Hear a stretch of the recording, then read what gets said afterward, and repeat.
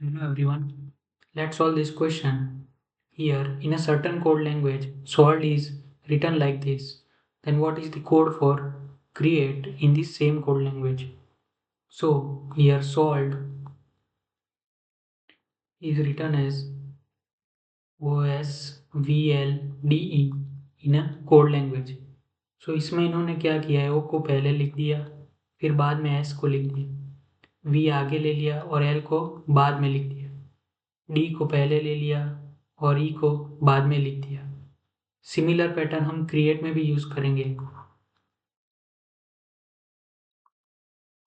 इसमें हम पहले आर को लिखेंगे, फिर बाद में सी को, ए को आगे लिखेंगे, बाद में ई को लिखेंगे और ई को आगे लिखेंगे और टी को बाद में लिखेंगे।